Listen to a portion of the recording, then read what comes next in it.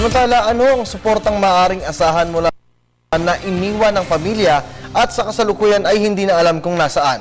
Paano makakakuha ng suportang ito sa kanya? Yan ang sasagutin ni Atty. JJ Atienza sa Bisig ng Batas. Ikinasal si Amy kay Joseph noong 2004.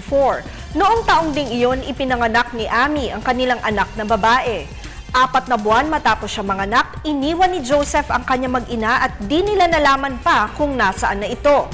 Noong mga nakaraang buwan, napag-alaman ni Amy mula sa mga kaibigan niya sa Facebook na si Joseph daw ay may bago ng karelasyon at may 2 anak na dito. Itinatanong ni Amy kung maaari pa daw ba niya na obligahin si Joseph na magbigay ng suporta sa kanilang anak kahit na mahigit 9 na taon na silang hiwalay. Amy, maaari mong obligahin na magbigay ng suporta si Joseph base sa Article 195 ng FAMILY na nagsasabing obligadong suportahan ng mag-asawa ang isa't isa pati na kanilang mga anak, legitimate man o illegitimate. Kahit na mahabang panahon na kayong magkahiwalay, walang makakapigil sa inyo na mag-file ng petition for support sa Regional Trial Court ng lugar kung saan kayo nakatira. Ilagay mo lang sa iyong petition ang mga pangangailangan na dapat suportahan ni Joseph gaya ng sustenance, dwelling, clothing, medical, transportation at education.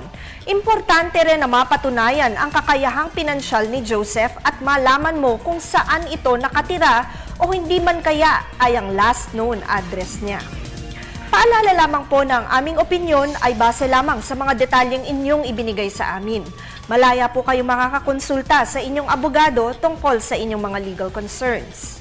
Maraming salamat po sa pagtitiwala ninyo sa Telebisyon ng Bayan. Mag-email lamang po sa ptv4newscenter@gmail.com.